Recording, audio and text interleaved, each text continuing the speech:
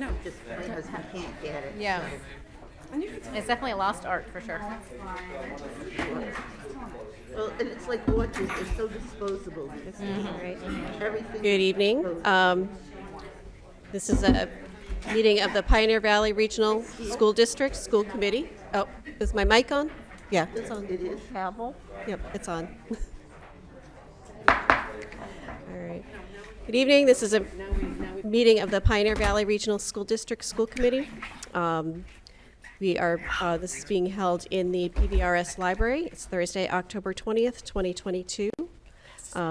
This meeting is being held via Google Meet and in person in accordance with the Act relative to extending certain state of emergency accommodations signed into law on July 16th, 2022. In addition, a link to view the school committee meeting will be on the website www.pvrsdk12.org, or you can view it at www.facebook/BNC Television. The public is welcome to attend in person or to watch via the links above, but in the event of an issue with the links, the public meeting in person shall continue to proceed. Any citizens who are interested in speaking virtually via Google Meet during citizens' comments may email citizenscomments@pvrsdk12.org. It is 7:03, and I'll call the meeting to order. And let's take a roll call attendance. David, you want to start? David Young, here. Lindsay Gary Bernardston present. Jennifer Coffin Bernardston present. Jeannie Milton Bernardston present. Karen O'Neill, present. That was very. Stephanie Winslow here. Stephen Martin, present. Alan Genovese Warwick, present. And Rita Jastu, present. And now is our time for citizens' comments. We usually limit comments to 3 minutes per individual and 20 minutes total. And I believe we may have someone on the meet who would like to speak.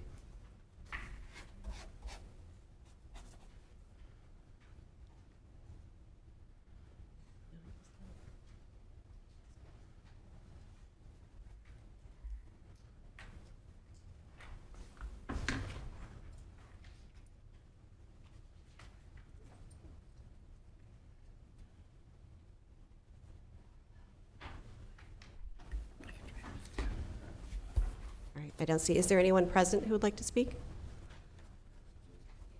Okay, go ahead. And just state your name and the town where you live. Brian Campbell, and I live in Irving.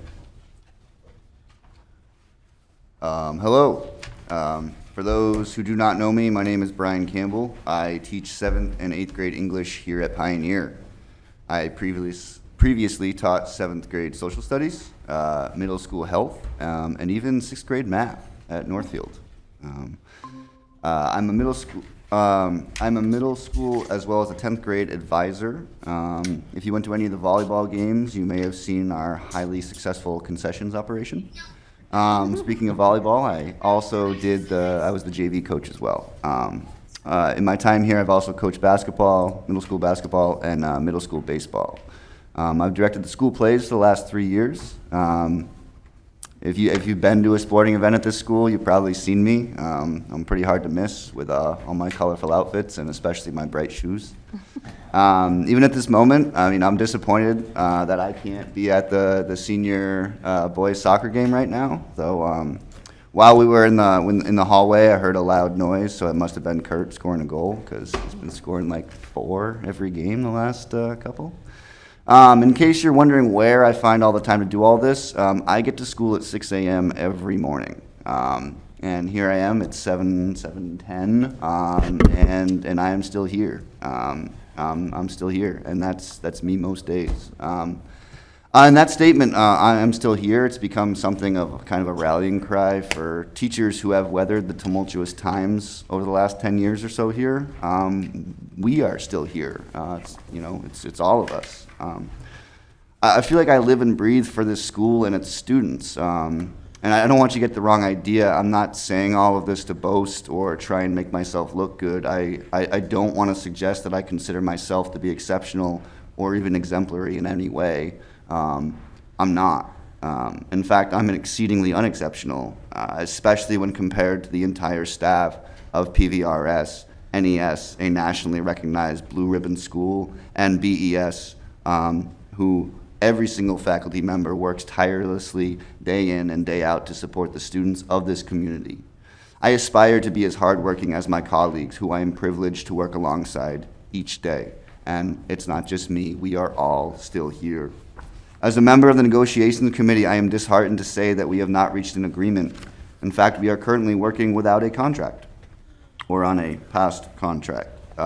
Negotiations, mind you, that were started in January, but here we are, still. A current sticking point is the concept of longevity pay. Longevity pay would reward those members of our district with 16 years of service, 16 years or more of service. I believe our current ask is $750 a year, and by our calculations, that total amount would go out to 4 teachers. Because as much as we pride ourselves on the ability to hire teachers at step 15, which is the highest step in our pay scale, there's a huge difference between being hired at that step and actually spending that much time in the district. In fact, someone hired that high on a step has no incentive to stay at all. They are now at the top of the pay scale and will only receive percentage increases.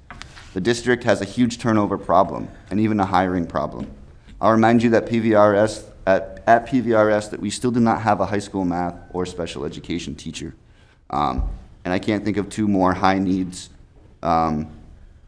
academic subjects, especially given that MCAS expectations are rising. We are the ones who have to cover for these shortcomings because we step up and do what's right for our kids.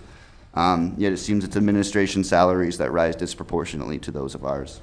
I've taught in this district for the last 5 years, and in that time I have seen 3 different principals and 3 different superintendents. I understand why longevity may not mean that much to those who do not have any intent in staying long term. But for those of us who do and who have chosen this as their home, it really is. It also begs the question, why would the school committee not want to incentivize teachers to stay long term? Is this constant revolving door of new staff really the preferable option? Is this really what they think is best for students? In the last 6 years, we have tallied 86 members of our union who have left the district, an average of 15 a year. That's almost 1/5 of our entire staff each year. The cost needs to be considered. This cost needs to be considered. Do the right thing, invest in the teachers rather than the transient administration, reward those who have dedicated the most time and effort for this school. We have earned it, and in case you need one final reminder, we are all still here. Thank you for your time.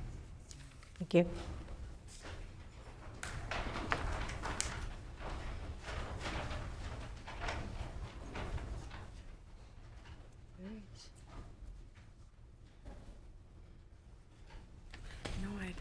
He didn't reply yes. Any other citizens' comments?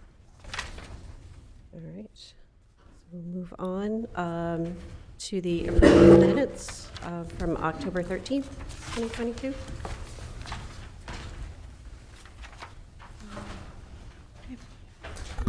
I have something on page 2, item number 3. Last sentence, the third event will happen on October 30, and then strike with the land stewardship group. Will happen on October 30th with the first annual Forest Lights Forest Walk event.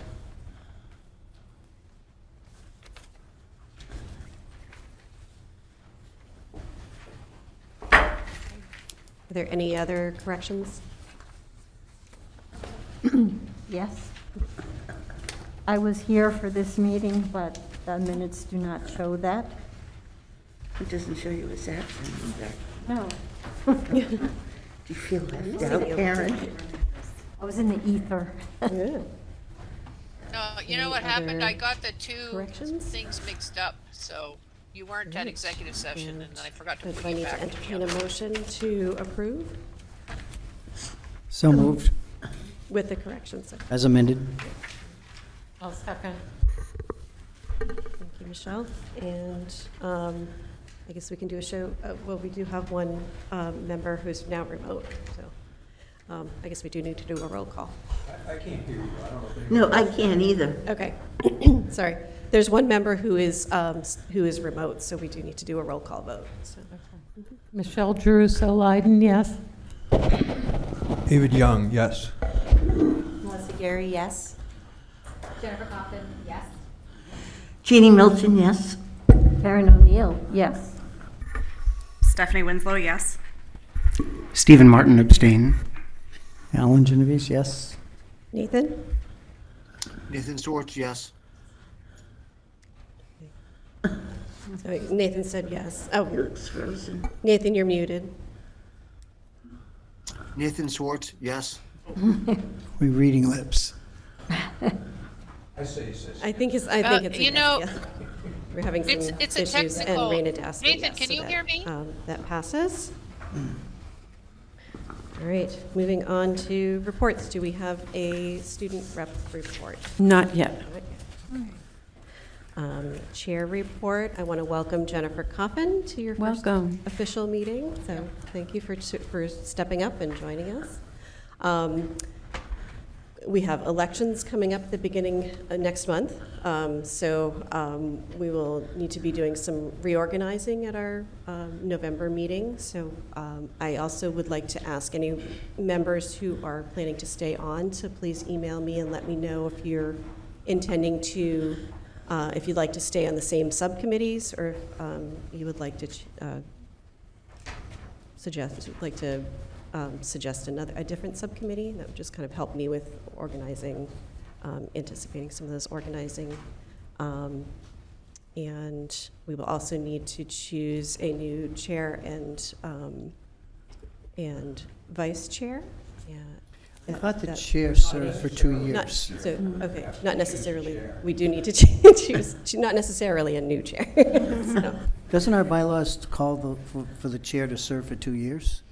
It does, but it also stipulates that after each November, after an election, that we All right, Thank you. choose the chair, so. there It's- is, again. Yeah, it's like. Once like again. the policy. So. What do I? Anyway. And that's all I have for this evening. I will be brief because the committee has a long agenda. So much happening. Scarecrow in the park was indeed wonderful, and the district was well represented with beautiful scarecrows, including, I think, Miss Keir's crew had something over there. Multiple grades. We had the Spanish Club out with a booth. We had, oh God, now, goodness, I'm not going to remember everybody, and I'm going to leave. We had lots of people out representing the district. Thank you. It was a beautiful day. Cooper was at the Northfield Conservation Commission last night. I feel like I'm watching the development of a wonderful community activist in the making. He has shepherded through a request for determination of applicability of the Wetlands Protection Act, given that the certified vernal pool on our property is the trail that will be refurbished on Saturday, lies within 100 feet of the buffer zone of that vernal pool. So Cooper figured out which links to click on and print out the right application and get it sent out by certified mail, and he did a wonderful job last night before the Conservation Commission. Thank you, Cooper. So Saturday is the big day. I didn't know that Northfield has a beautiful, huge new dump truck. Really, really nice. I've been talking to everybody about it all day. Northfield was out with 3 dump trucks today, bringing wood chips, and they were heading up to Warwick to pick up Warwick wood chips. Bernardston has been out as well, so we've now got mountains of wood chips here and there, and I am going to be taught tomorrow how to drive the district tractor. I just saw Claire look down. Yeah, so we'll be out on Saturday. Please join us. I think Cooper's mother is bringing baked goods and coffee, and we are providing hot apple cider and baked potatoes. So come join us. Thank you. That's it for me. Okay, sounds good. So moving on to business. Mr. Weller and our band teacher looking for approval for a band trip in the spring of 2023.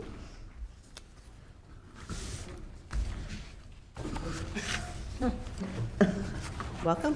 Thank you. Thank you for having me. The marching band, the 7th through 12th graders band kids were also marched at the tractor parade at Scarecrow from the That's park. right. And we also had a fundraising booth. For this trip, I'm planning a 4-day, 3-night trip down to Norfolk, Virginia to take the high school concert band as well as the whole marching band, the 7th through 12th graders, to perform. The concert band will perform Friday morning at Chrysler Hall, which is the Professional Performing Arts Center in Norfolk, where the Virginia Symphony perform. They'll be adjudicated by judges down there.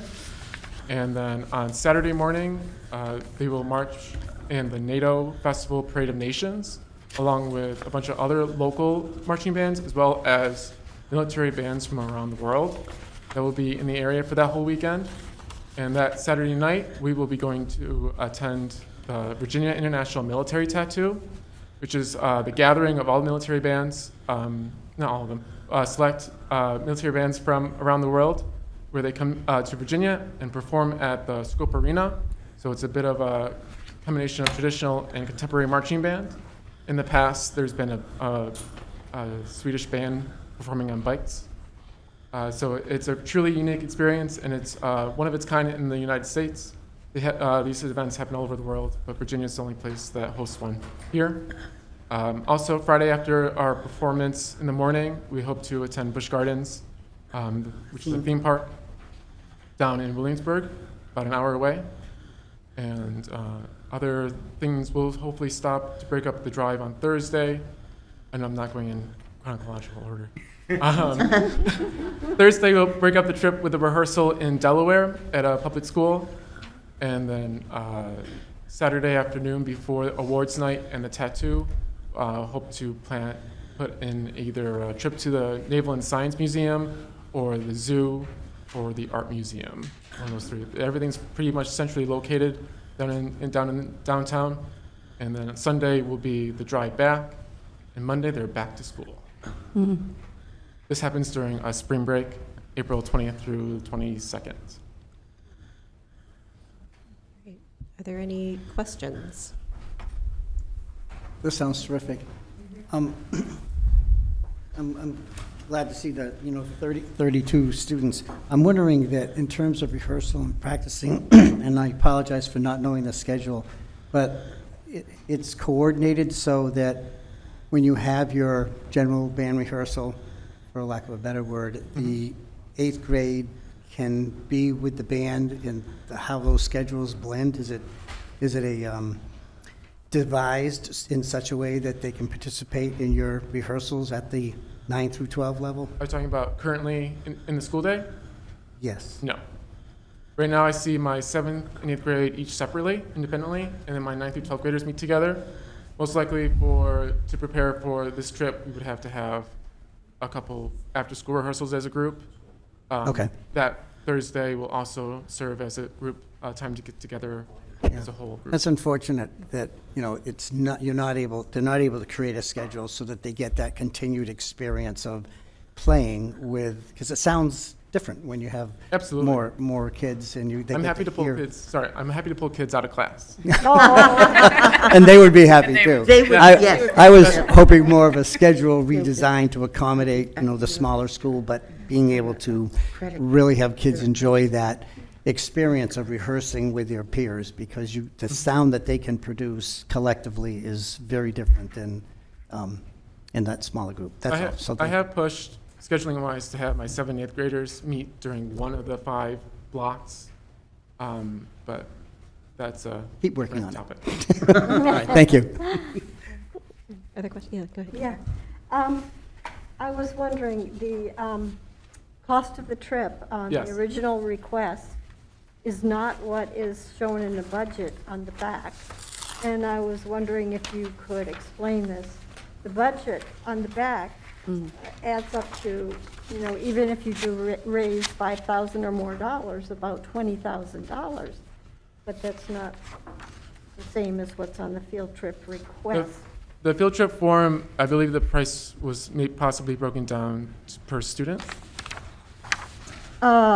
But at you the have time. a total there of $25,400. $328 near the top of the page. I might be able to help with this. Yes. Eric was in working this weekend, as was I, and I think even before then on Friday, maybe, we had a meeting with Interim Principal Carter. What you see on that spreadsheet is a greatly updated projected budget for the trip. So the date on the original request is 9/13, and I actually hadn't signed it, which is okay. But I've been working with Eric and John to flesh out what the exact cost might be. That's great. It seems like from start to finish, it's a wonderful program. I just would like to see that it's affordable and that you can do it. Well, we did post our fundraisers, and I submitted applications for the LCC grants for all 4 towns in the area that the school represents. Yep. And then I'm also working with someone outside I met from a grant conference to find a music foundation that would be willing to help sponsor our trip. Well, I hope it happens.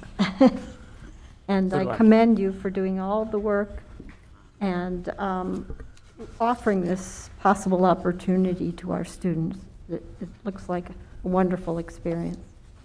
David? What I understand is we're not looking for an appropriation from school committee funds. We're looking for permission. Right. I move we grant that permission. Jeannie, do you have anything else? I was going to ask, do you know when you might have an idea of the funding you're going to get from outside, that's going to be available from outside sources?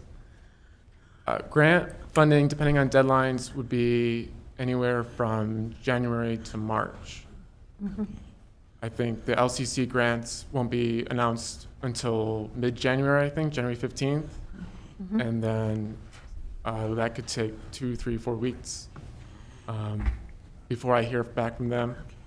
And then if I do find a grant that hasn't been passed already, the deadline hasn't been passed, most likely that will be announced probably February or March. All right. So it would be up to the deadline. We also have, the fundraisers as well.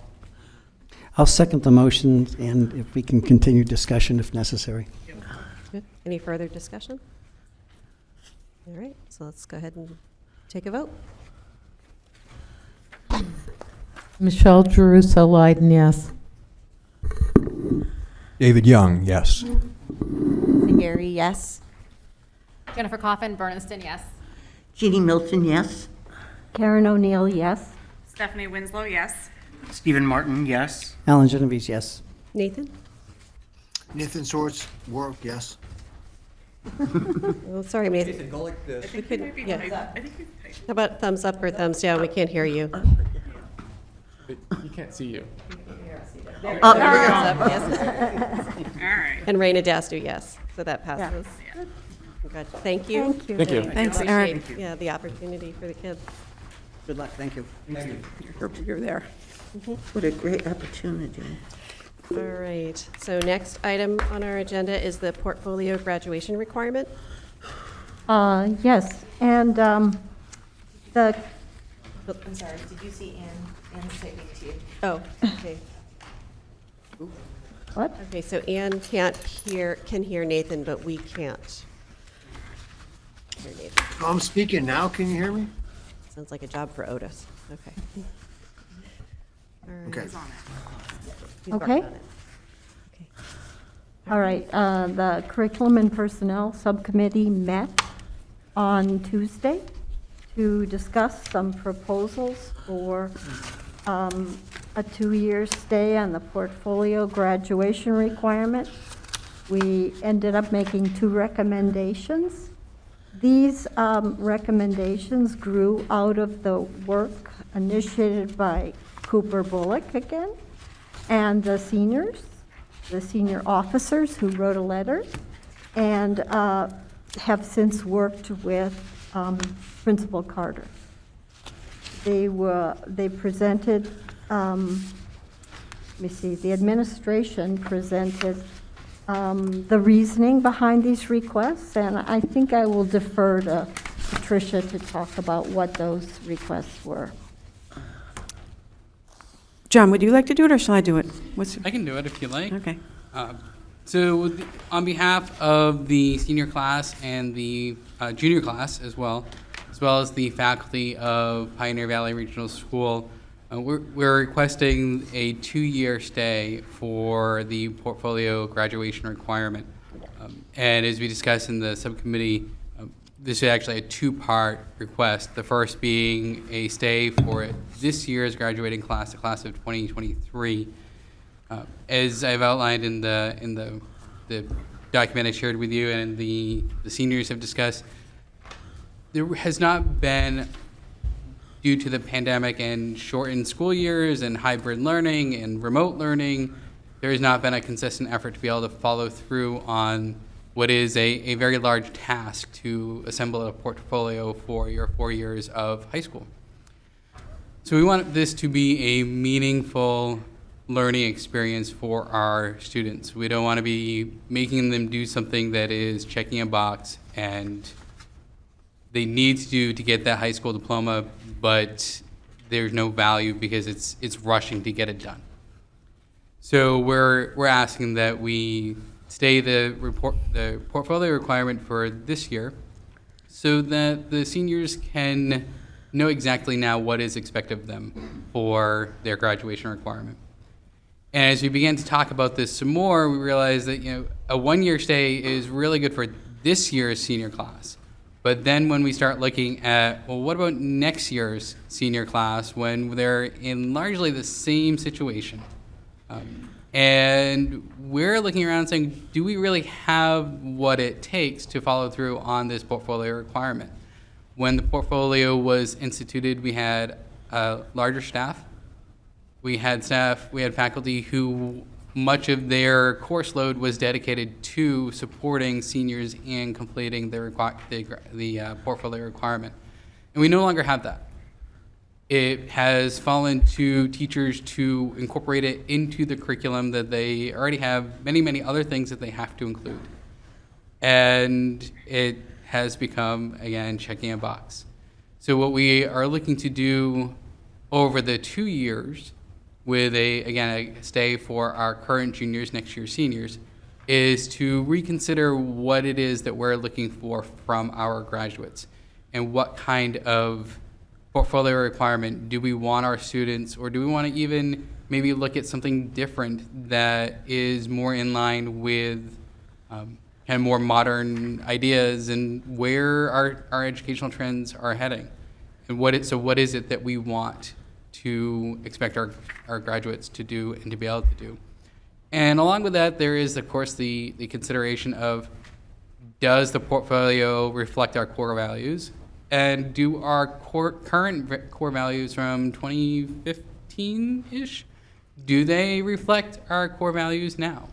And so there's a lot of questions we have that we want to address and that we want to research and figure out over the next 2 years to come back with a stronger, more relevant portfolio requirement or other graduation requirement. And so I'd like to say that there was a very extended conversation within the subcommittee. The other members of the subcommittee who were present were Stephanie and Nathan. I don't know if Nathan's available at this point, but they raised important questions. We talked over each one. And in the end, we voted unanimously to approve the stay for this year's senior class, acknowledging that the portfolio is a worthy concept. It was initiated with quite a bit of hope that it would cause students to be able to reflect on and demonstrate that they had attained certain skills and knowledge, and that should not be lost. So we took a separate vote for the issue of extending it for another year to give time for what John described.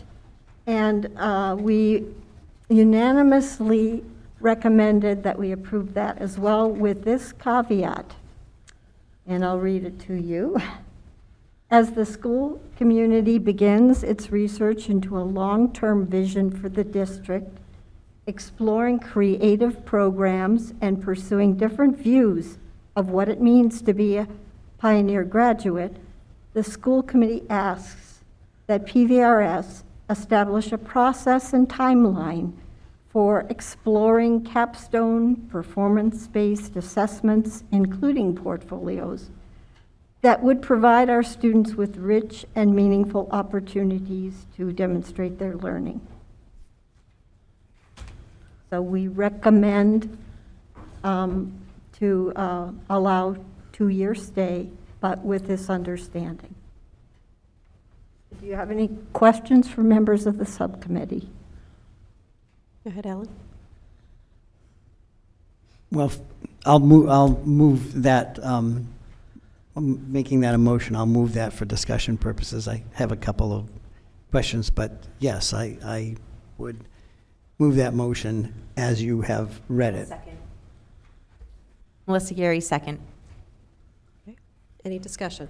Yeah, so a couple of things. In this process, and I was trying to pick up the key words that you were saying in that, were you, did it capture that the school, I love the fact that it's going to involve faculty, it's going to involve the student body, so you're going to have some great think tank contributions to that, and it should come from the student body as well as the faculty. And so I'm really encouraged that you're doing this forward thinking of how do we do this in a thoughtful way. Does this process include updates to the school committee on the progress that's being made and the kinds of things? Was that mentioned?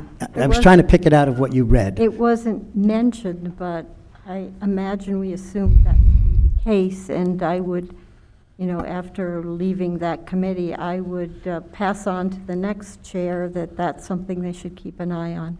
Okay, so would that be your understanding that there would be updates provided to the school committee along the way of this process of what the thinking is at that point in time and how that's moving along? Yes. Because you mentioned a timeline, and so that would be appropriate to have in the timeline, like particular targets to update the committee. So I was thinking you were saying that, Yes. but I wasn't clear. So if that's your understanding, and that's Yes, what that was is my understanding. Okay, perfect. And do you envision members of the staff volunteering their time or participating in this, or is this going to be part of staff meetings, or how does this composition of people come together to this process? Yes to all of the above. Okay. So we certainly work it into our staff collaboration time, and we are looking forward to a NEASPER accreditation visit, so that would be something we would be working into as well and make this part of that work. There may be times where I may be imposing on the kind feelings of the faculty to give me a little extra time. Great, thank you. I'm totally satisfied. I think this would be great. David?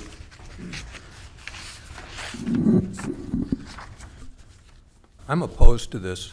I wonder, how does this relate to the teacher's contract? Is this something that's within the scope of or is this an additional duty that's, is it a gift, so to speak, that the teachers work with these kids?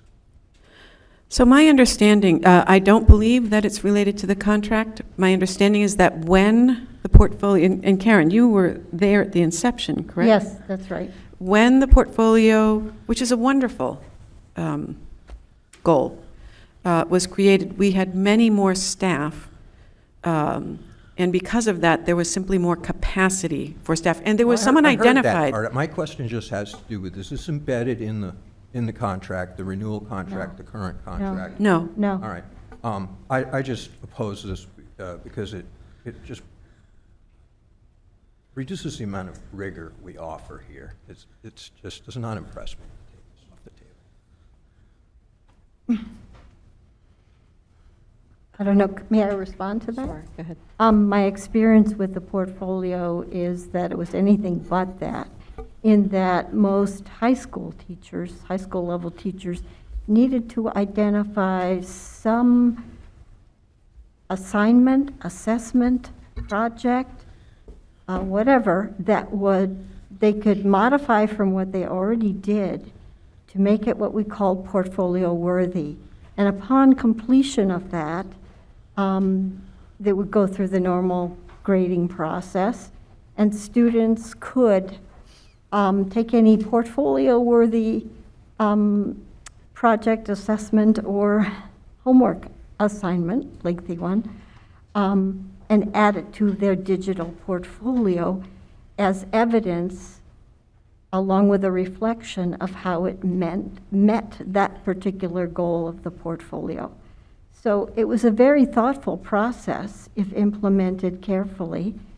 And as teachers, we were captured by the idea that we could help students actually understand better why they were being asked to do certain things.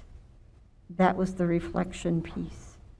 And that they would have a collection to look back on and be able to demonstrate that, yes, this time I spent at Pioneer was worthwhile. I've come out with these skills. I've come out with this knowledge. I've come out with this ability to do something I couldn't do before. So that was the original concept. It was suggested from our last NEASC evaluation, where I heard the chair of the visiting committee say, on the whole, this is a very fine school, and you could become an excellent school. This is one of the things we recommend. One of the benefits, oh, I'm sorry. Yeah, Melissa? Thank you. So I lived and breathed this portfolio when I was a teacher, capstone at the end. And I actually went through, as a teacher, a time when we put a stay and paused it. My question here is for a little bit more clarification, because it says it's a 2-year stay for the graduation requirement. I'm wondering if you're asking for a 2-year stay of just not doing it, because we have current 9th graders and 10th graders who potentially would be required to put in something for a portfolio. And so I would actually edit this to go along with what I'm hearing, to put a 2-year stay completely on the portfolio and not just as a graduation requirement. Because if it's only for a graduation requirement for current junior and senior, then my understanding would be our current 9th and 10th graders are working on a project for this portfolio that would be culminating at the end. But that doesn't sound like that's what is the intent. The intent is to put a 2-year pause to reconvene and look at a different project. May I Is that- address that? We asked if students could continue to submit items to the portfolio, and the answer was unequivocally yes, they can do that. So it doesn't mean that they stop working toward it. It becomes not a graduation requirement to do the final presentation, wrap it all up during the next 2 years. Sure, that makes sense. I'm just curious about the buy-in. What would be, if at the end the portfolio doesn't exist in 2 years, what are we having our teachers and students doing for the next 2 years to just say, this was a really good homework assignment in 9th grade, I'm going to put it in my portfolio or whatever. And I'm not invalidating the work. I just want it to be meaningful. And so if we're not even sure if we're moving forward with the portfolio, why are we still potentially submitting things to a portfolio? That seems like undue work on the teachers and the students. So I'm glad you brought that up, because so there are two separate issues. There's we're still doing the portfolios of some kind as they're going through this, but it's not going to be tied to graduation. That's one thought. The other thought was the whole thing is on a stay, but I got confused when you say, however, they could still hand in materials, because the benefit of this is that students are kind of more in control of their own vision and their own education and the things that are meaningful to them. And so that's gives them an ownership in their education. So that's huge in terms of being able to, self-assess and to grow as a individual student. So I started, and it eliminates chaos and confusion because the kids know these are the boundaries. I guess I'm trying to think through if the boundaries are some may still contribute things and others don't have to. That becomes concerning. So is the intent that when you say a stay for the graduation requirement, it's sort of like off the table and they can just go, phew, we're not doing that anymore? So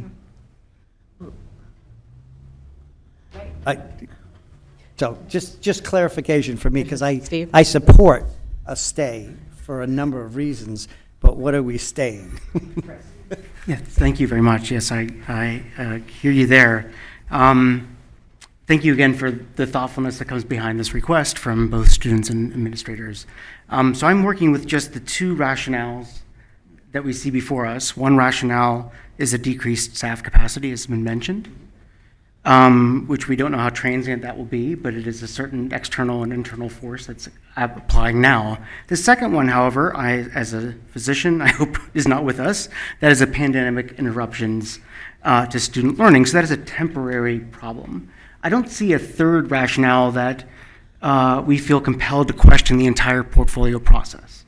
So because there's not a third rationale that says that, I would think that we just need to press pause on the graduating classes, that we acknowledge that the portfolio as a whole has had a lot of support and has a lot of precedent as a meaningful activity, and we're triaging really until it can become a meaningful activity again for graduation. But I would be cautious about reducing the expectations for 9th and 10th graders because the expectations are relatively minor, having gone through them with 3 other kids for 9th and 10th grade, and having attended our daughter Jane's portfolio this past spring with Mr. Weller and others. It was incredibly meaningful. And I would want to be cautious we don't break something that isn't fixed or fix something that isn't broke, because I don't think the entire concept certainly is not broken. We have a couple temporary issues that we have to be concerned about. So, and lastly, I would consider also asking alumni of the school how they found the process affected their learning and their time after graduation. Thank you again. Stephanie? Just before we vote on this, I wanted to express my disappointment that we have gotten this far and that we have to vote on suspending this graduation requirement. And I just also want to say that I want everybody to feel the weight of this. This is a graduation requirement that we are suspending. We have failed these students as a district. The portfolio came to fruition 9 years ago as a graduation requirement in lieu of increasing graduation credit requirements. It was intended for us to celebrate our students for their growth as individuals. It was also an opportunity for educators to evaluate themselves and to see their impact on their students. The Curriculum and Personnel Subcommittee, which I'm on and Karen mentioned, just learned that there were any concerns regarding this and meeting the requirement, as well as the meaning for the students. We heard from the senior class president that it is just checking off of a box. It's disappointing that administration failed to supervise and evaluate the effectiveness of this portfolio. We heard the students have only completed some of the work required for the portfolio, and some have not done work. The lack of supervision to ensure these students were set up for success is truly a disappointment. We heard that this portfolio was supported by educators when it was initiated, and that most educators involved are no longer in the district. It's saddening that the educators and the administrators who are remaining did not support the new educators that have come to the district. We heard that new educators are not assigning the assignments for the students to put in their portfolios.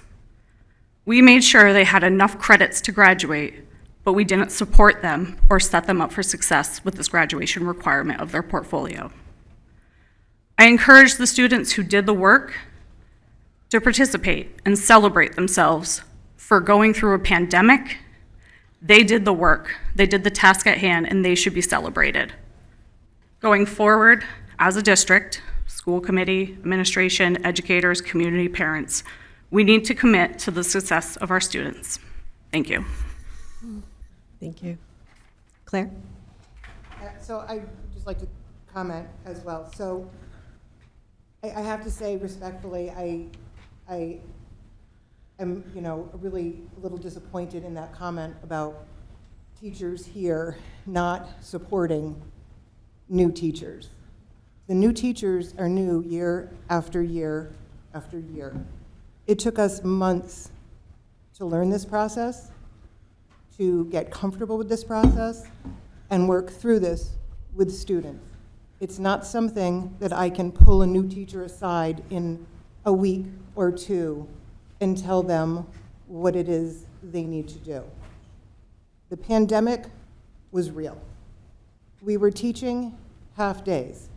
Do I teach curriculum for 3.5, 4 hours? Or do I do portfolio? The decision was made for us, not by this administration, but by the Department of Elementary and Secondary Education. If you take a look at the number of teachers who started the process of portfolio and how many are here now, how many have come and gone in between, I think you're going to find that those numbers are quite devastating. In lieu of the process itself, anything that you do over time, whether it's whatever job that you do, if you do it over and over, you make changes to it, and you make it real, and you make it authentic. And we have not done that. And we have a list of core values that are 10 years old. Are they still relevant? And students need to take the assignments from our teachers, who, those of who are new, don't really even understand how we got to the core values. So this isn't a blame game. This is a process that was disrupted horribly, as well as all of our lives and everything that we do and everything that we feel on a daily basis.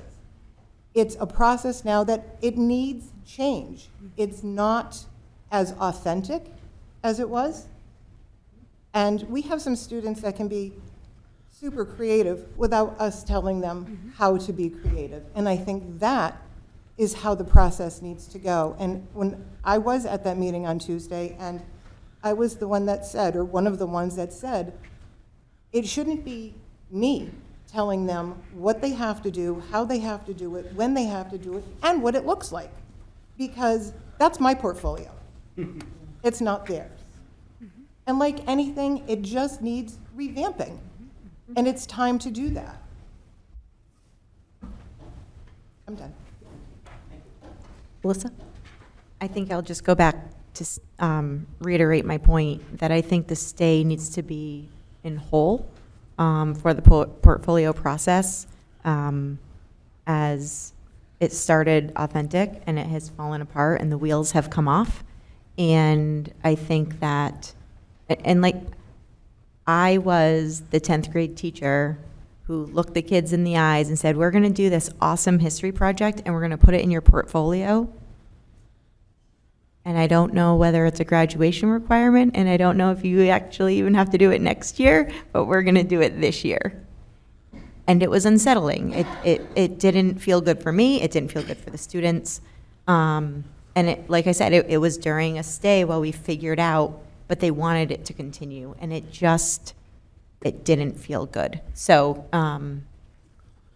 I will absolutely, I think I'll vote in favor for this, but I would even take it further to just say we need to take a real deep look on what we want our kids to be producing, and put a complete stay on the portfolio and just take it off the table for everybody. Ellen? So I need one more clarification. Thank you for that. So is this so I'm gathering that you can't say we're putting it on stay for the graduation requirements for present juniors and seniors, because I think I heard that this process begins way before that, where there are contributions that the kids can do. Does that start in 9th grade or 8th grade? When do they start making contributions to their portfolio? When does that process start? 9th grade. Okay. So that would just add more confusion, because now the 9th graders and the 10th graders would know what they were doing. So even in a 2-year stay, there's confusion as to not doing what they maybe would have done if they realized that it is going to be in place in some form when they get in into the junior year. So part of me says that certain provisions should stay in place so that they can continue this in 9th grade and 10th grade, but the expectation is there's going to be something more formalized. Maybe that's not realistic, but I thank you, Melissa, for kind of bringing that up again. Jeannie, go ahead. I'm just wondering why this is coming in 2022 to the school committee. You had 2 graduating classes since the pandemic, and they did their portfolios as part of the graduation necessities. So why is this coming now when 2 classes who went through the pandemic in their junior and senior years that were able to complete their portfolios? May I? Oh, Claire, go ahead, and then I'll. So last year, as the senior English teacher, I used class time, much of it, with the curriculum coordinator to get the portfolios completed for the senior class. We don't have a teacher who supports the portfolio. I'm the only teacher that sees all 12th graders.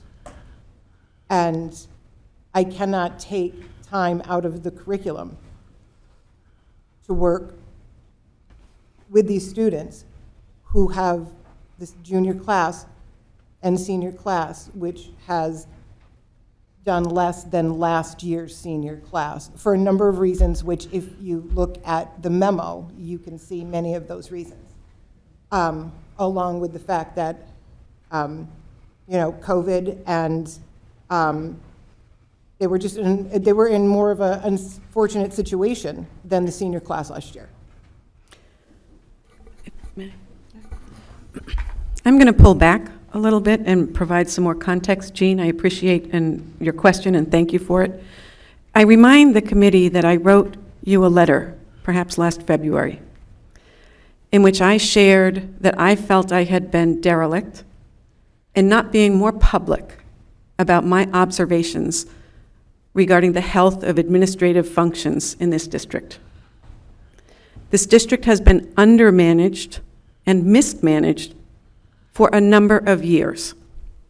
And that is not the fault of the current administration. And I feel some need to protect but I feel the need to say it out loud.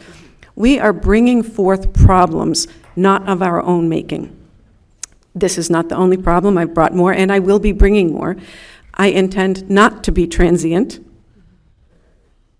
It will take us a good 5 years to undo the damage, and I am speaking so much more forcefully than I typically do at these meetings, the damage that was caused by a failure of oversight by the school committee of sitting administration. So I encourage people to be very careful with how they speak about administrators. We are trying hard. We will continue to unearth problems. We will continue to try to be creative and transparent and collaborative. I think we're heading in the right direction. This is one of only many financial, human resource, technological, cultural and programmatic issues that the district must face. So, I'm not providing an answer here, but I do want to provide context for the committee, for the folks with us, and for folks at home.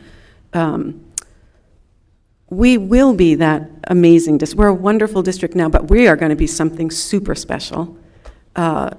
We've got to get through some rough times. And for the record, at this point in the conversation, I think, not my vote, but I think what Melissa is saying is apt, and that it would give all of us a lot more breathing room to explore opportunities if we said, press pause on all of it for 2 years. But that's not my call. Go ahead, Steve. Thank you. I would suggest that the request comes from the PVRS faculty in the class of 2023. If I remember the class of 2023, I probably wouldn't comment so much in the class of 2020 or 2026 or 2025. So I would honor the fact that this request comes as written, and that the faculty may have already considered whether they wanted to press pause on the entire process or just for the graduation requirements. So I would ask that we consider voting on this request, and that we ask the faculty, if you so choose, to consider what you would like for the 9th and 10th graders, and let us know, so we could vote on that potentially separately. They do seem like two separate issues to me, one much more germane and time-sensitive than another. But what I see being raised here is something that I just wouldn't expect, which is we're going to have such a different portfolio process that what 9th and 10th graders do currently would have no bearing, and that is unsettling for me because that makes no sense compared with what I've been hearing directly from folks who do the work. So if I could ask that we certainly take action on this, which seems to have consensus, and then go back to our appreciated colleagues and educators to think about what might happen for 9th and 10th graders, should you find a good call. So point of order. Yes. So we do have a motion and we have a second to institutionalize what Karen has read in terms of the recommendation of the curriculum and policy. And I am not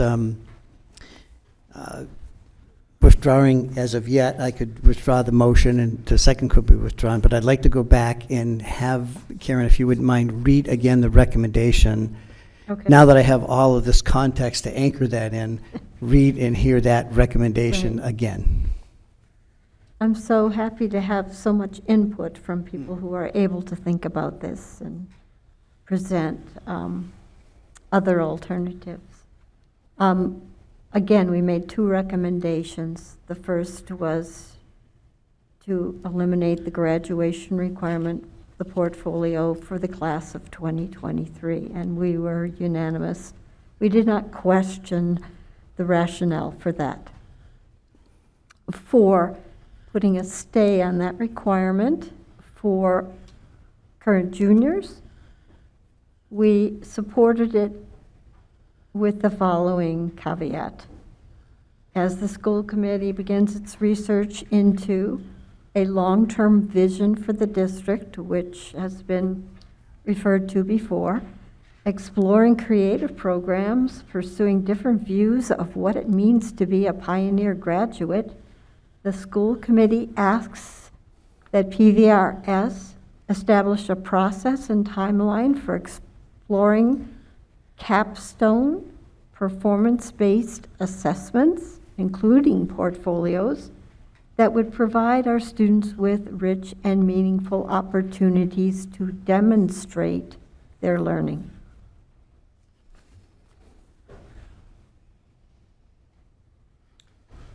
And do you see capstone as part of that, or would you like something more flexibility? Because that's specifically talking about capstone. I think it actually provides the flexibility we need. We can say capstone and then allow students to define it in a way that makes sense for them and is authentic for them. Okay. Well, share that part of my reasoning in not moving down to 9th and 10th grade is I wanted to be clear that we're not looking to gut this requirement and eliminate it. We really want to make sure we maintain it but in a way that better supports learning. And so it might actually be more of a 10th and 11th grade process, while 9th and 10th grade are focusing more on establishing their core skills to be ready for MCAS and other issues, and then being able to turn to, all right, now where are we going next? And so that was one of the questions I asked of the faculty is, do we want 4 years, or do we want to pare it down again to make it more manageable and be able to incorporate it more directly into the curriculum? So Karen, I'm willing to withdraw my motion if you're willing to withdraw your second. If we have a better understanding, do you feel that you are in a position to formulate a new motion that captures what we discussed? Or someone? If so, you want to stay with I like that motion, and I'll vote for that motion right now. The one that we have? Yeah, absolutely. Okay, all right. I guess So with can all you the restate the dialogue we motion, had. Ellen, just so we know, so we can clarify what it is that we're voting on, Pardon? Can you restate the motion? Well, the motion was to support the recommendation of the Curriculum Personnel Subcommittee. There are two recommendations as presented, and I'm assuming that will be captured in the minutes. And I think now that we have that clarification that the second supported that or not, so I'll give you a chance to decide. No, I think my second supports it, we can vote on that. Yeah. But then I would like to present another motion after that. Perfect. Okay, All right. good. All right. Any further discussion? Go ahead, Michelle. Michelle Jerusa Leiden, yes. David Young, no. Melissa Gary, yes. Jennifer Coppin, abstain. Jeannie Milton, no. Karen O'Neill, yes. Stephanie Winslow, yes. Stephen Martin, yes. Alan Genovese, yes. Nathan? Nathan Swartz, yes. He looks like Yeah, he's I'm not- sleeping. Sorry, we still can't hear you. Is yes. Nathan Swartz, yes. Okay, thank you. And Raina Dastu, yes. So that motion passes. And so I would like to put a motion on the floor that echoes Karen's statement about formulating a capstone. I don't want to reduce the rigor or the need and desire to have a portfolio, some type of capstone project, but I do believe that it needs to have a stay for everybody. And so, yes, we just voted to take it away for graduation requirement, but I would also like to make a motion that the PVRS community get together and revamp the portfolio process. If anyone can help me with my words, that would be quite helpful. But basically what I want to do is I want to put a motion forward that pauses the portfolio but continues to reinvent and look at the mission of our school so that there is a capstone or a product at the end upon graduation. Culminating project, yeah. A culminating requirement. I think the wording was inclusive enough already Okay. that it covered all these possibilities. Perfect. Would you like to make that motion?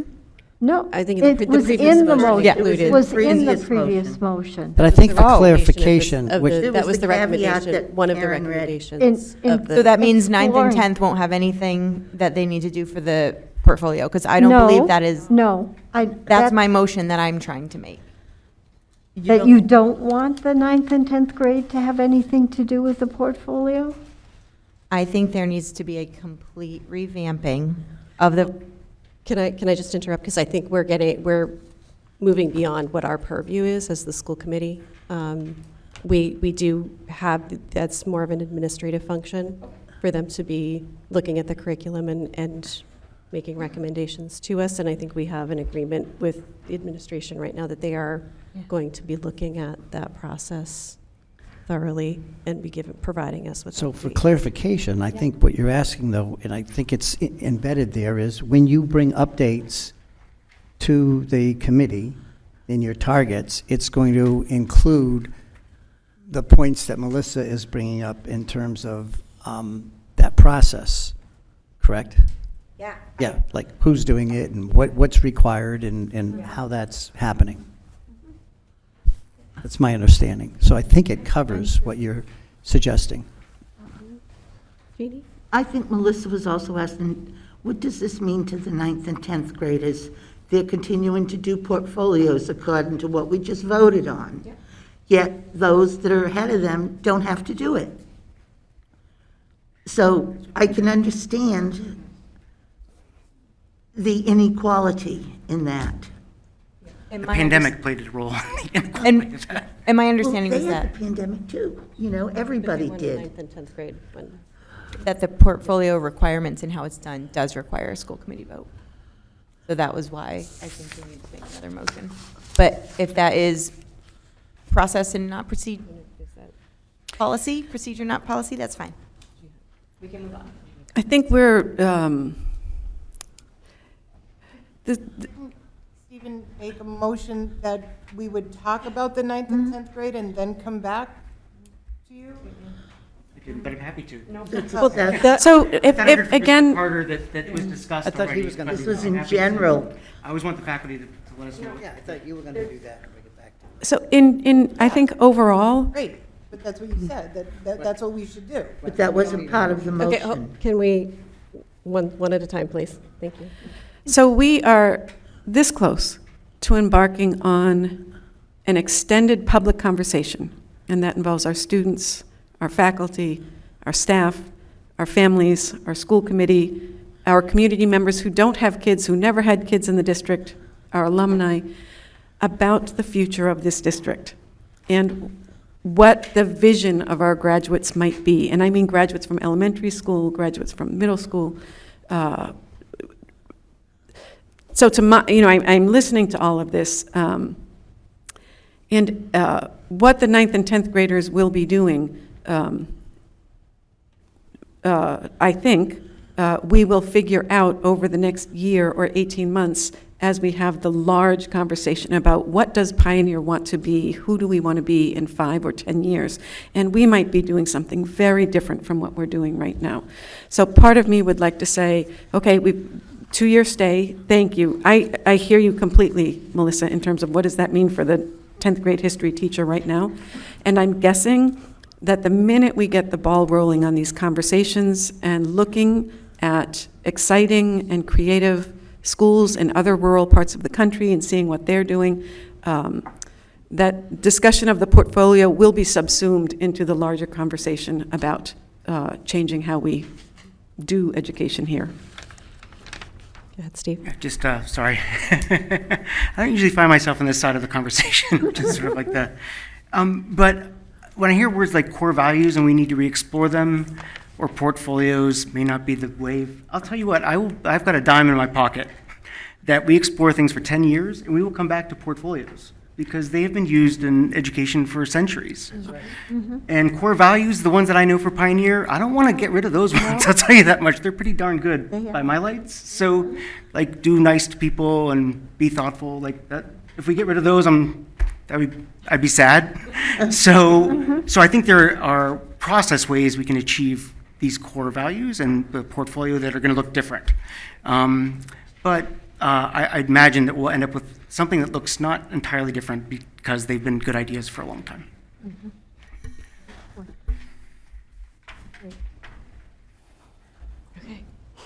And there is a distinction between the core values, which I'm sure will probably pretty much match up with what we presently have, and asking the questions of, are we practicing the core values? Do you see that in the work that we do, and the way that we plan things, and the way that we're delivering curriculum and instruction and so forth to students?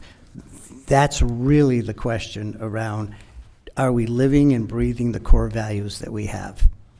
Because we can have a lot of really great, nice little superlatives, but if we're not having the question of how are we doing on a report card on implementing those in our practice daily, then we're missing. Great. Okay. So let's move on. I would ask the committee if we can vote to change the order of the business and move personnel staff changes up to to talk about that next, since that kind of dovetails on the current discussion.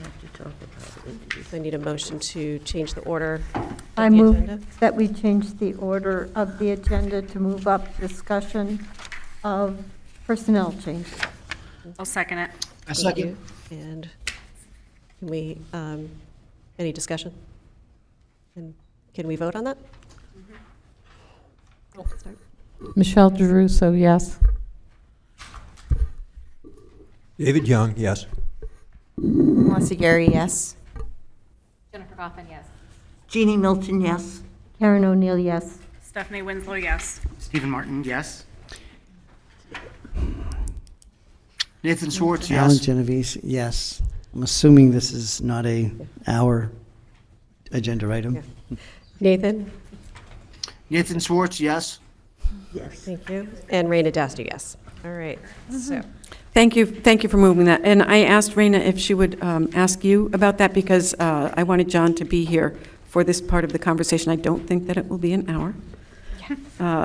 So you have the staff changes sheet for October in front of you. We have filled some more positions. We have only a few faculty positions left unfilled.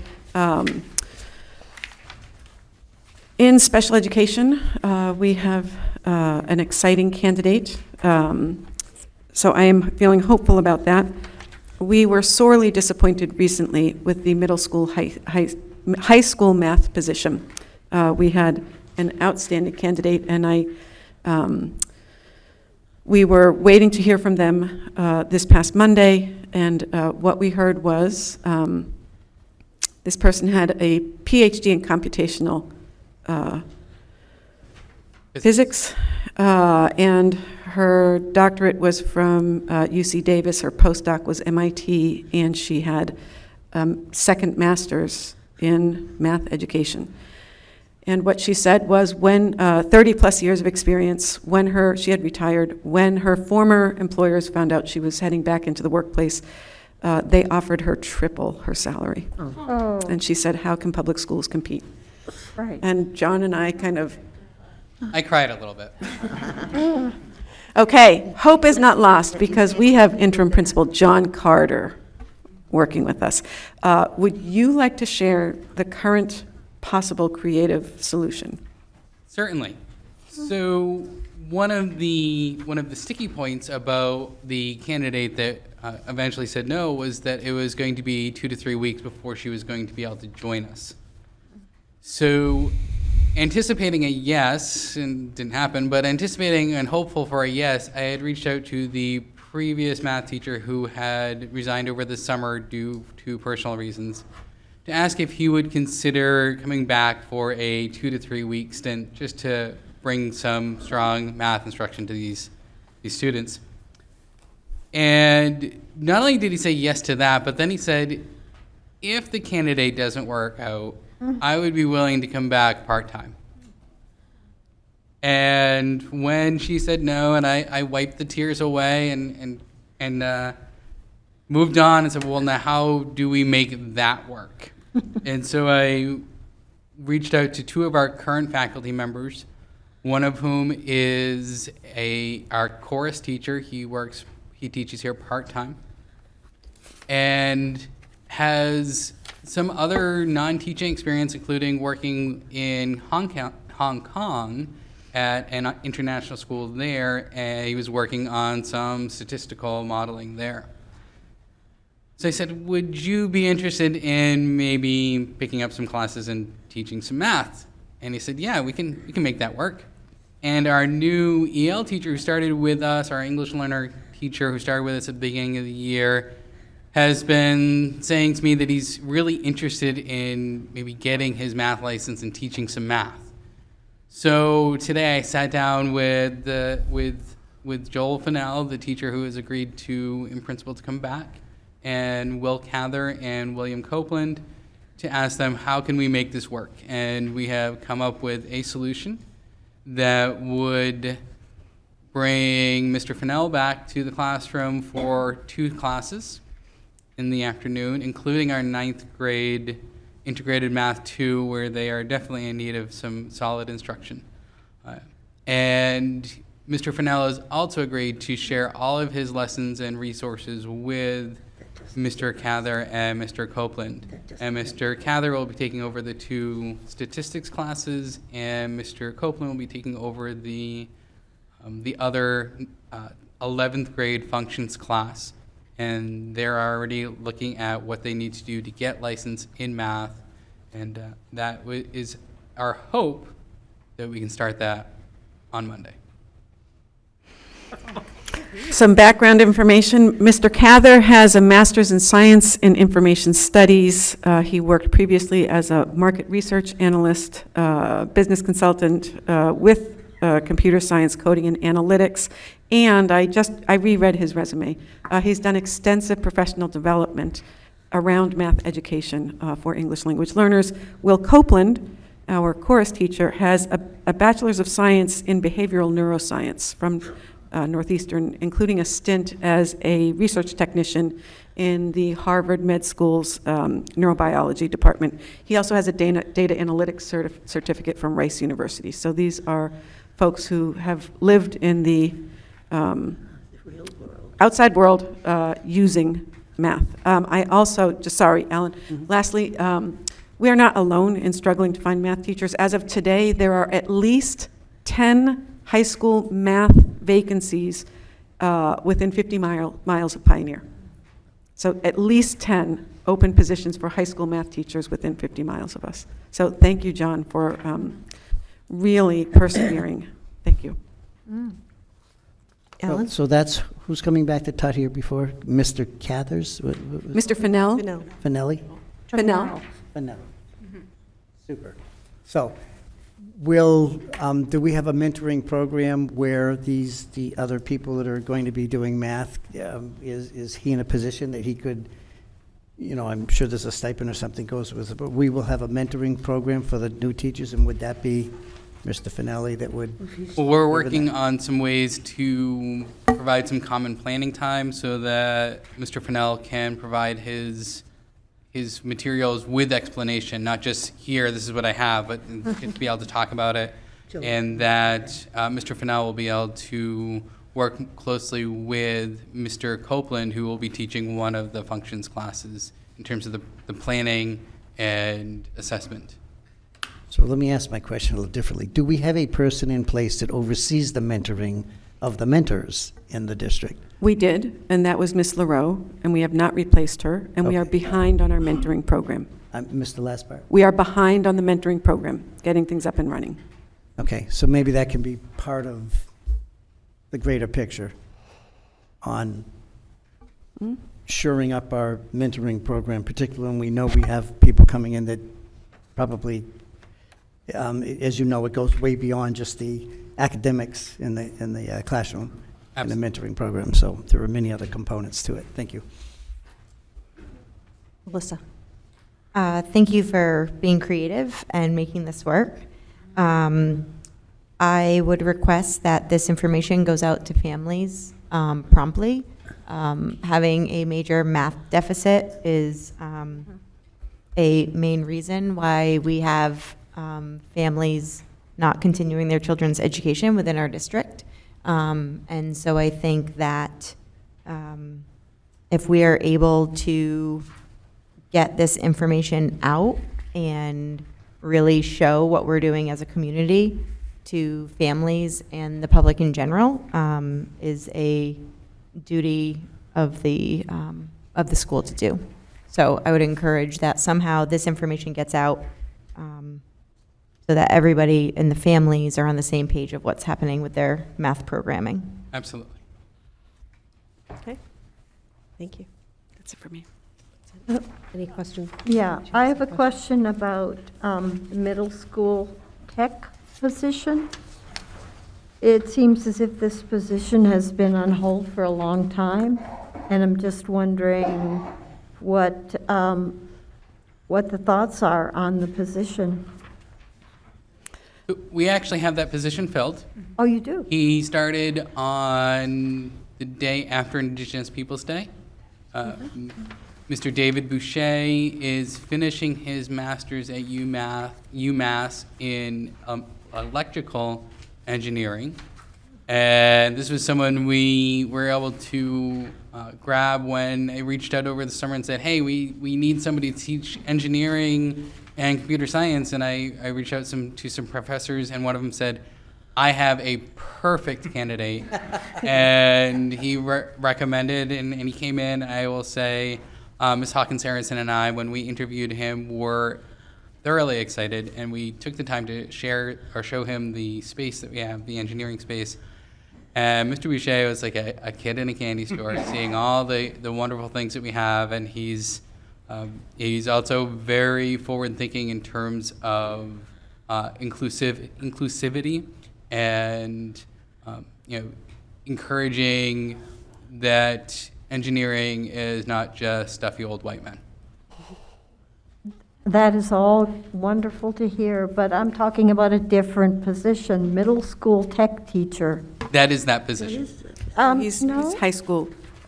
It's the Skip Zalneritis position. That was a half-time position from last year.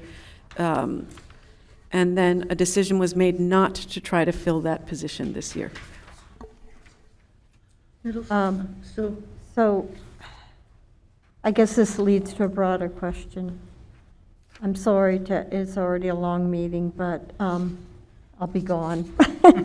So I guess I need to ask. Positions that are on hold, when we establish positions, they often come before curriculum and personnel, and they have job descriptions, such as the curriculum coordinator. I'm not sure if this one does, because I know we don't have a lot of job descriptions. So if we approve a position, it seems to me that at some point we have to approve of not having it anymore? I don't think so. When the school committee, this is my understanding, when you approve positions, you are approving a type of job. So the school committee approved the elementary behaviorist position as a position. Mm-hmm. The district, the administration may or may not be filling that position that year. We may or may not have one or two of them. We bring the budget to you for review. But I imagine that if we were to go back through the archives, there are numbers of positions that are still on the books, as it were, that are not filled, that aren't showing up on this sheet because we haven't hired for them in the past couple of years. But we're not eliminating from the PVREA, for example, the position Right, no. So to follow up on what she's saying, though, so he who giveth can taketh away. If we created, for example, the curriculum coordinator and the grants coordinator, that position that we presently have as a job description, I assume, and we have that position, to drill down a little deeper in your question, would that mean that if you are not going to fill that but are going to reposition that or reassign that you'd bring that back to the committee in its new form and we'd approve that A new reshuffling? job description. With a new job description then. Yeah. Is that correct? Yes. Okay, Yeah. we're on the same I page. understand about things like, well, for instance, when I had a contract here, I was hired as a biology teacher. Some years on, it just changed, and suddenly I was a science teacher. And I understand reasons for doing that, and it didn't mean that I could suddenly teach any kind of science, although I was pressed to teach physics one time when I hadn't taken a physics course for 30 years. But so I understand that we can't get into the nitty-gritty of who teaches what and what we call them necessarily, but something that, for which we have approved a job description, I think should come back if such a position gets reconfigured, as Alan said. Which is what I have done. So Okay. I have brought forward, remember, you voted to change the names of different administrators this year. Yeah, Yep. right, thank you. Okay. It wasn't criticism. I just wanted clarification on, I know you're going to get creative and you're looking Yeah. at ways to Right. fill the responsibilities of a little bit of a void. And I guess where you can you can teach, what is it down to? Is it still 25, 30% out of your content area? We see that happening a lot, where my One- daughter was a biology one teacher, and then class. she had to teach 2 chemistry classes. One course. Okay, great. All right, so moving on to Warwick transition. Thank you, John. Thank you, John. Thank you. Thank you, thank you. Okay, you have the second reading of the Warwick Retiree Cost Participation Agreement. After our last meeting, this was sent to the 2 lawyers. They were both in agreement of spelling out the words of the symbols. So, does anyone have any questions? Thank you. Yeah, You're welcome. That was The good. lawyers reviewed it also. yeah, Puts the Always final good to touches. review. Yeah, of course, we sent it, oh, okay, sorry. Yep. yep. I failed to mention, I believe, last meeting, just because we have approved it, PVRSD and Warwick, this still has to go to DESI. And DESI could come back with recommendations. So you may see some of these for a 3rd reading. We don't know yet. Great. Jeannie? I'm ready to make a motion. Yeah. I make a motion that we approve the Warwick Retiree Cost Participation Agreement and go forward so that Pioneer and the town of Warwick can both continue their good work. I'm wondering if we need to approve this exact agreement, or if we could vote to approve an agreement. And I say this because anything DESI does to this, Pioneer's a lawyer, engaged for just this purpose. I was impressed by him. Warwick's counsel agree on this. Anything DESI does to it is only going to make it more clear, more enforceable. I don't think the committee would have a problem with it. So when we go to a town meeting, say, to approve a long-term contract, they're not approving the contract. They're approving of the concept of the Yeah. long-term contract. How do you propose to be Well, I worded would then, just perhaps David? change that we approve the committee entering into an agreement with a binding agreement with Warwick that is acceptable to DESI. So that we've approved whatever DESI says. But aren't we- Because it's not in Warwick's interest or Pioneer's to adopt anything that isn't agreeable to DESI. It doesn't do the city good. Pioneer's under the acts of 2018, and Warwick needs the commissioner's approval. So That's my point. So would it be, I want to make sure that she's getting, because I think I know where she's going with it. So this would be contingent upon any amendments that DESI were to require. So would it mean that we would, we may have to re-look at it after DESI approves it? What I'm saying is we don't need to. We are, as a school committee, approving an agreement, not this agreement, probably mostly this agreement, very likely. But let's approve an agreement that is acceptable to DESI, in case there's any changes. Do that here now. Only a little? Well, no, Yeah. well, I mean, so when the Warwick Town Meeting approved the town entering into a electrical aggregation agreement, they didn't have the document here and say, we don't like this word here. They approve of the concept. I think we need to. Our the body to execute it. That's as far as I'm going. I'm saying craft it, or you're gonna be back here with a school committee of rookies starting over. President, 3 of you accepted. Diana, would you like to clarify? I would say anything that Desi were to approve or require is going to be, I'll use the words, holding Warwick's feet more to the fire in their language and protecting the interest of, the existing school district. So I see any amendments that they have in simply strengthening or clarifying, between the parties that would be required, because they also consult with the Department of Revenue and their lawyers to what would make for a clarification. So I can read the tea leaves. I second Jeannie's motion.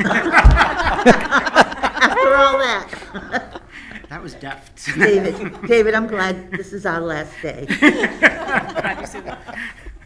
You're not probably the only one. A lot of people will be happy we're not coming back, right? No.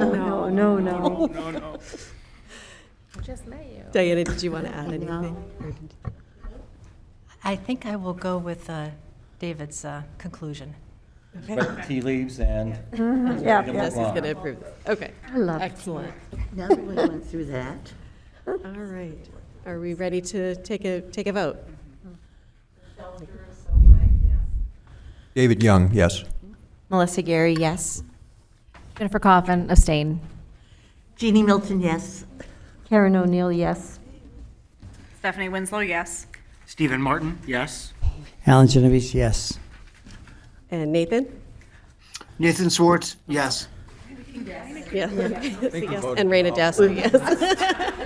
Nathan? I believe, yes, that was unanimous. And the chair voted yes? Yes, I did. Thank you. Thank you, Diana. Wow. All right. Good work, everyone. Excellent. It was nice meeting all you nice people from Warwick. Yes, a lot of love. No photo op? Thank you all for the leadership, the cordiality and the leadership and the hard work. Some discussion about past school committees and leadership and present the board. Thank you, Brian. Thank you. All right, moving on to our FY24 budget development calendar. Well, you're right on the ball with that one, Michelle.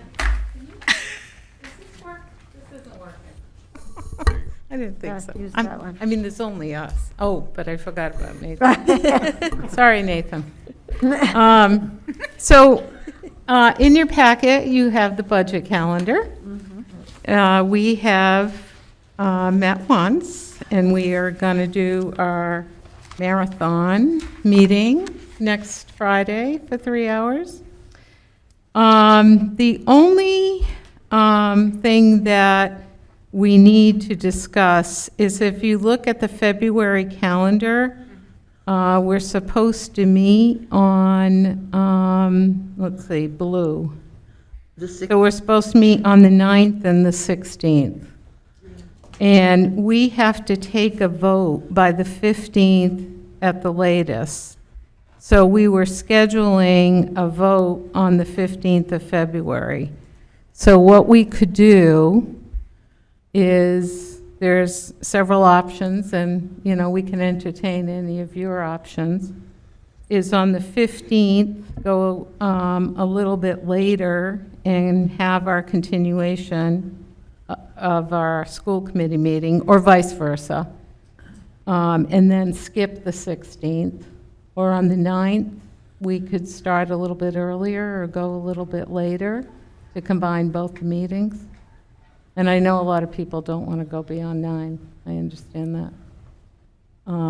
So instead of having 3 meetings, the point is, instead of having 3 meetings in February, I'm proposing that we have school committee on the 9th and the 15th.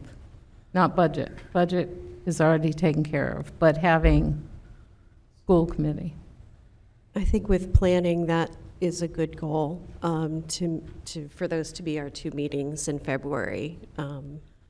Is that okay with everyone? Stephanie? I just have a question.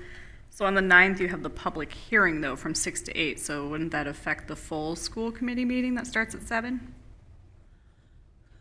Oh, yeah. Yeah, so that needs to be discussed. Oh. So maybe school committee for February should be on Wednesday, the second Thank you. and third Wednesday. Thank you. Yeah, no, thank you for pointing that out. No, I know. But you might consider. Yeah. What would you like? Should we hold the budget public hearing on a different night? Or By district agreement, the full presentation of the budget hearing needs to be held on the second Tuesday in February.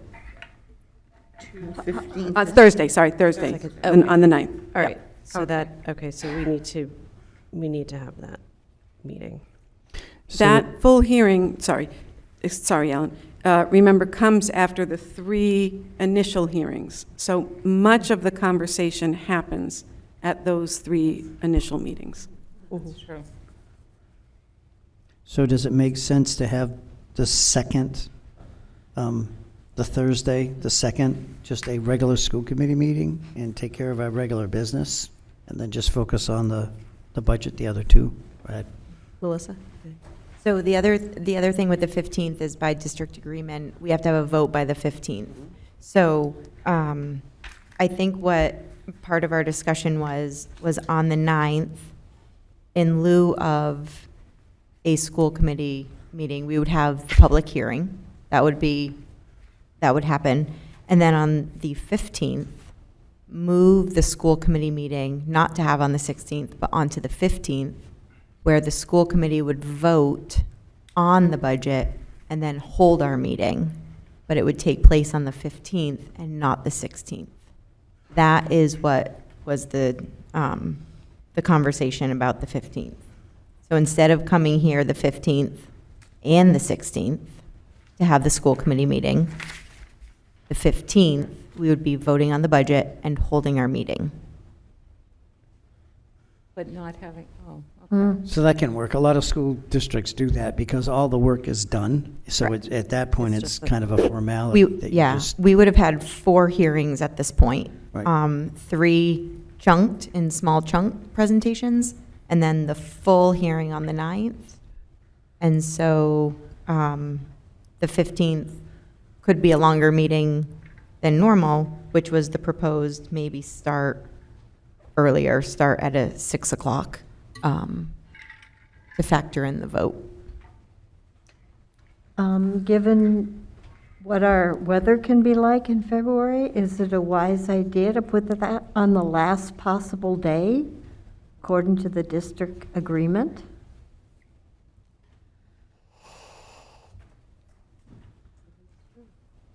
Because if the 15th is a terribly snowy day, horrible day.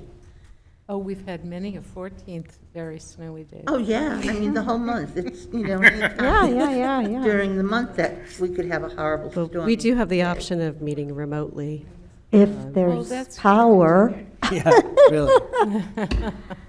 If it's right. Oh, well, that's true, yeah. That's what your new tractor's for, right? Yeah. Get the tractor can run the generator. The other We'll lift the tractor option. up to the generator. Because Karen, I had the exact same thought. The other option would be if we did 2 nights in a row.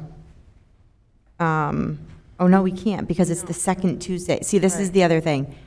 As Patricia said, it's the second Tuesday, has to be the full public hearing, the 9th. So we would have to move Thursday, sorry. Yeah. So we would have to move it to the 13th or the 14th. It couldn't be right after that public hearing. Could it be at the end of? I thought that was one of the possibilities that Michelle mentioned. Oh, that We could go we have right the to the public vote. hearing and then go right into a vote. Right. I would not I wouldn't support that, because I think I would like to hear some feedback from the public after the full hearing before we take a full vote. Right. Yeah. I need to hear from from our citizenry.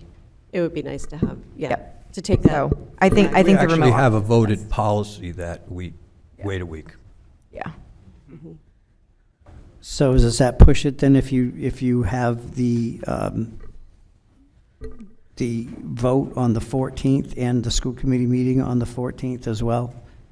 You start off with your public, with your discussion and review of the budget on the 14th and vote, and then you follow that with your school committee meeting, and the rain date or the snow date is the 15th? Yeah, we did talk about the 14th. We also identified it's Valentine's Day, so I don't know. Whatever. Yeah, I know it's Valentine's Day. It's not even. Whatever. It doesn't matter. But that was one of the dates when Guys, Valentine's Day we is a took big deal. we did much calendar piecing together. So I think really what my suggestion would be is on the 9th we have the full hearing, and on the 15th we move our regularly scheduled 16th school committee meeting. Just move it to the 15th, have the vote, and then have our school committee meeting of that month. It's only going to be one, hallelujah, and then Might be a long. move forward. And your snow date will be the 16th? Yeah, we can do it virtually, right? There's no, should be no. No, I don't. When there's an emergency, you can move it to the next day. David, yes. Hearing is a strange moniker for this animal. Normally, we hold a hearing and we listen to people. Yeah. We hear comment. Right. And I don't even think, and that's where I've been coming from all along, but I don't think that's the design here. It's, we got a plan, you, the public, are going to hear about it. Yeah. It's the way, and the way we talked about, when we jump right to a vote. So, committee, think about, do you want to hear from people? To me, it makes sense to put it at the front end of the process. On the 9th. Pardon? On the 9th, do the public hearing. Well, I mean, And then follow that a week later with. Even in November. Well, I'm and saying, I want Hearing. input on the process. I want to hear from our constituents. And we will, sorry, David, we have built that into, we have done a lot of discussion as the budget subcommittee about hearing and having opportunities to meet with select boards and FinComs and citizens and doing the listening part in the beginning, which is why the calendar is by backward design from the 15th backwards to put out those, to open up those discussions and hearing sessions from others. Yes. I see a lot of Wednesday subcommittee meetings for the finance committee. I'm assuming that's when you're going to be meeting with your selectmen? Yeah, yes and no. We Not all of them. we know each town's select boards and when they meet, and we spoke specifically with Bernardston, who meet on Wednesdays, and so we altered some of our dates to make sure that we can all work together. And so, yeah, Northfield meets on Monday, though, don't they? No. Leiden Monday. is on Monday. Northfield is on Tuesday. Wednesday is Warwick and Bernard. Monday. What? Who's on first? So, no. What I would like to Special do. for another reason. Okay. So, It's, so do we need a vote, or what are we? No. no, I don't believe No. it needs a vote. No. This is your subcommittee. Yeah. It just says vote on the And, agenda. well, If there's a no. change, if we need there's to, a if we change to the want school to committee change calendar. the school committee date can. from February 16th to having our regular meeting on the 15th, in addition to the vote on the budget, we would need a vote for that. So you have complete flexibility if something changes to just inform us and make those changes if somebody wants to do something different at the town level. So, my understanding is that on February 9th, there is a regularly scheduled school committee meeting at 7. The budget subcommittee has tentatively put in, because the policy or district agreement, says the public hearing has to be held on that date. So when we were developing the school committee calendar, we should have, I should have remembered. So how does the committee want to address the potential scheduling conflict on Thursday, the 9th? Can I make a motion? Yes. I make a motion that we suspend the full school committee meeting on February 9th, with only one meeting being on the 15th. I second that. Along with the vote? Yeah. And so we're voting And on move the 15th? 16th full school committee to the 15th, sorry. Yes. Thank you. Thank you. Would it be wise to leave the 16th as what we've been calling the completion of the school committee meeting? I'm just not, the way things have been going, we've had long agendas and we don't want to stay till 11 or 11:30 at night like we used to. I I think think contingency of some kind needs to be thought of. I think we could discuss that in January. Good. If something comes down the pipe, then we can go there. But I think we can call the vote. There may need to be a bit of adjustment once new members come on board, too. Yes. So, School committee. good to have a plan. So clarification, so we're having a regular meeting on the 15th. It doesn't matter. So we open the meeting up, we conduct some of our business, then on the calendar is going to be a vote for the budget, and we continue with our meeting. Okay, I'm clear. Thank you. All right. We ready to take a vote?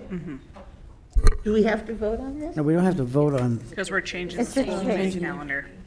But have we done the school Michelle committee Drew, calendar? so Lyden, yes. The next- we're only voting on the change of the school committee. We're not Correct. On the actually calendar. voting on this whole calendar. Right. Right. It's just Well, have you the, wait David till- Young, yes, for whatever we're voting on. Melissa Gary, yes. Jennifer Coffin, yes. Jeannie Milton, yes. Karen O'Neill, yes. Stephanie Winslow, yes. Thank you, Stephanie. Stephen Morton, yes. Alan Genovese, yes. and Nathan? Wise guy. Nathan Schwartz, yes. I guess that's yes. Yes. Rated Thumbs yes, up. Yes. I'm so glad we learned. So that's unanimous. Thank you. Sure is a chatterbox. All right. And moving on to our enrollment update. And the chair voted yes. I didn't hear. You voted yes? Yes. Okay, you have the enrollment update, and you have my apologies, because I have intended to give you a graphical representation of how this month's enrollment compares with years past, but alas, it remains on the to-do list. Our enrollment is creeping up. Since October 1st, we have had several more students enter the district. So we are above 670 for the first time in, I'm not sure how long, I can look it up, but we're above 670. Interestingly, this is a side note on enrollment. We've been really digging into school choice. We took a look at the proportion of the incoming school students who come to us via school choice, and the proportion of those students who have special needs, and the special education increment that we get. So for students who have a certain threshold of special needs, in addition to the $5,000 that we get for school choice, we get a certain amount of money from the sending district. So it looks like a third of our students who come to us from school, a third or 25%? About 25% of our students who come to us from via school choice have special needs, and we get quite a bit of money via the special education increment. When we look at the students who leave one of our resident towns and go elsewhere for school choice, the proportion of those students who have special needs is much smaller, and the level of special need is much smaller. So, much to be investigated here. Our initial thinking was, wow, we are attractive to families who have kids with special needs, because those families are coming to us, and those families are not leaving us. So, interesting. So we have 110 middle school kids and 149 high school, 9 through 12, right? And that number has changed even since October 1. Yeah, it looks different, yeah. We have, I think, a couple more high school students. Yep. Do you have a figure for how many total are leaving for school choice, leaving the district? I can give you, well, I can give you the number as of, I can look it up right now, at the end of FY '22, but I didn't look for the October 1 number. Would you like the FY '22 number? Yeah. Okay.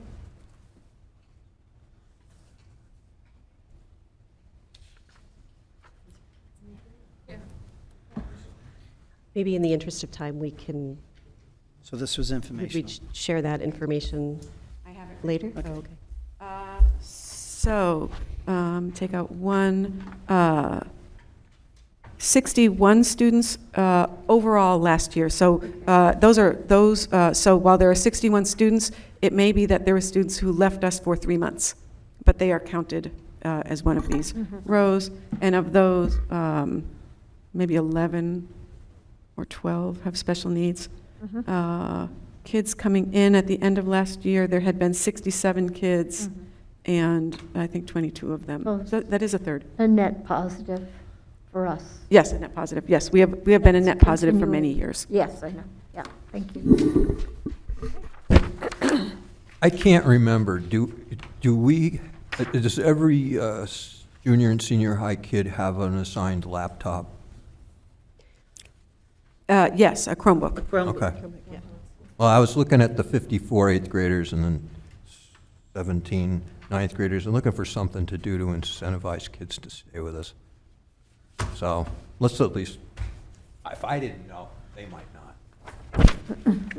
That's because kids going from, that were in 8th grade last year, now at Tech. We had a high number go to Tech. Oh, I realize that. All right, so anything else on enrollment? Doing an Nope, that's assigned it. parking. Moving on, commissioner's approval for the superintendent's contract. So we received 2 approval letters from the Commissioner's Office. One is for my contract, one is for the end-of-year line item transfers. We are awaiting approval on all of the administrative contracts, and that's just a capacity question. We've sent them all. Cami Lamica, our overseer, goes through them and she sends them on. On mine, you will see the Commissioner is reminding us all that I need to have completed my unretirement. So I'm in that process, and it will be completed. Thank you. The MASC Joint Conference in November. As far as I know, Nathan and Melissa are both planning to attend.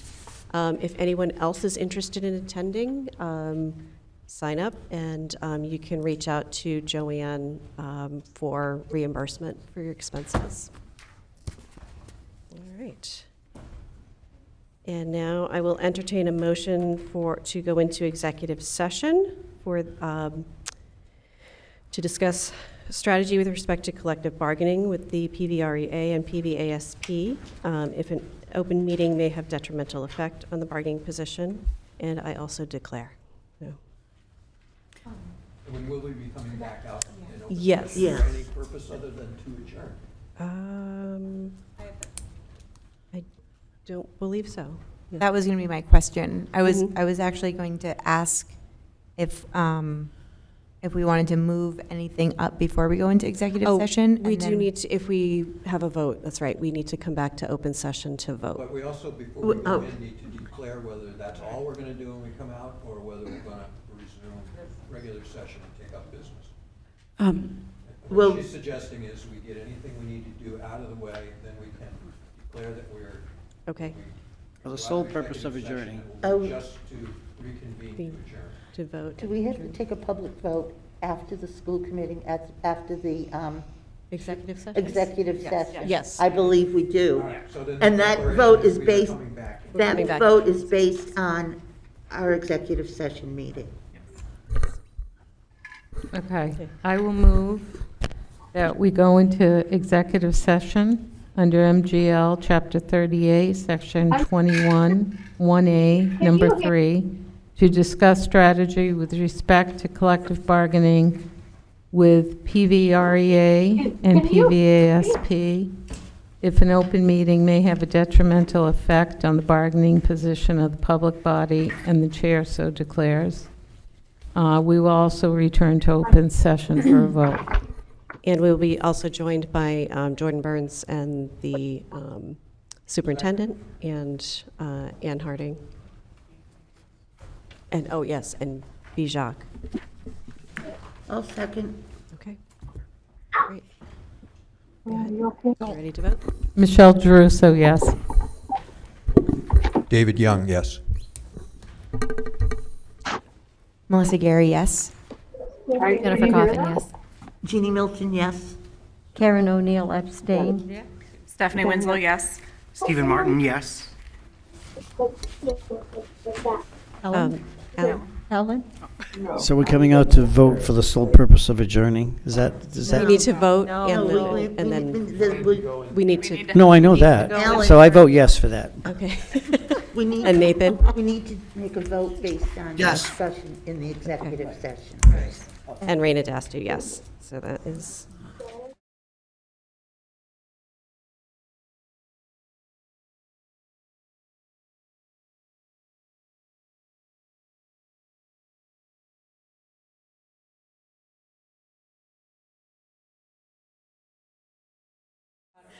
All right. I have one more meeting. So we're back in open session? All right. So thank you, everyone. So I will entertain a motion to, should I attempt to do the motion? Go ahead.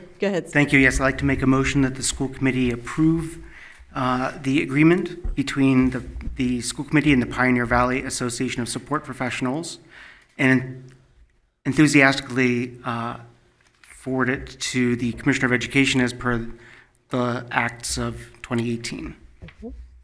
Second. Excellent. All right. So any further discussion? Nope. Seeing none, let's take a vote. Michelle Druso Leiden, yes. David Young, yes. Melissa Gary, yes. Jennifer Coffin, yes. Jeannie Milton, yes. Stephanie Winslow, yes. Stephen Martin, yes. Alan Genovese, yes. Nathan? Nathan Swartz, yes. It's bum. Yes. Thumbs up. And Raina Dastu, yes. And that passes Unanimous. unanimously. Thank you.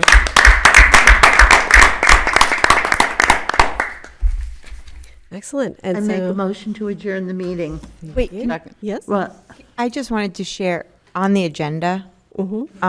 We had miscellaneous or other things to be brought up. Yes. And I don't want to steal any thunder, Patricia. I hope I'm not highlighting anything. I just recently received the results of my son's MCAS scores. And I have to say, I was so excited to see that Pioneer as a school was above the state average in both math and science. So when you looked at the average scores of students across the Commonwealth, the students from Pioneer scored above the average students for math and science. And so all of our work that we've been doing, and thank you teachers, our students would not have been able to hit these marks without your hard work and dedication. And so I just felt that was something I wanted to share as a parent. What grade MCAS? So he took them in 6th grade. He's in 7th grade now. Okay. And there is some really good data. And it showed that our kids are doing it here in our school. And so thank you, teachers, and thank you, families, for thank you, parents, for helping. For supporting everyone. Yes. So. Where can we find those? You can go on the. So I don't know if I got it mailed personally because it was his results. But you can. So it says your student, and then it also shows the district. There will be a full report on MCAS, coming out. But anyways, I just wanted to share that came home, and It's been a long day, but I think it was today's Recorder had a piece in it about MCAS scores, and it was aggregating Franklin County and North Quabbin area, and the picture it painted was of decline. But didn't all scores go down? and I didn't- I and haven't that's read because of the pandemic and the accommodations. Scores went down. Yeah, well, But when you look at the scores, with how students of the same pod, same grade scored, Pioneer was above the state average for In that context of. of math and science. Generally. Yep, exactly. So, yeah, we'll have a report, a more thorough report on the MCAS in the future, but thank you. That's awesome. Good news. Yeah. Great. All right. I will make a motion that we adjourn the meeting. Second. All those in favor? Oops, I didn't mean to say Oh, we that. have to do yeah. Michelle We have to do a Druzo, roll yes. call vote. David, yes. Melissa, yes. Jen Coffin, yes. Jeannie Milton, yes. Stephanie Winslow, yes. Stephen Martin, yes. Alan Jennings, yes. You wanna- Nathan, yeah. Nathan Swartz, yes. His thumb's making it sore. And Raina Daster, yes. Thank you. Thank you. Yes, everybody, yes.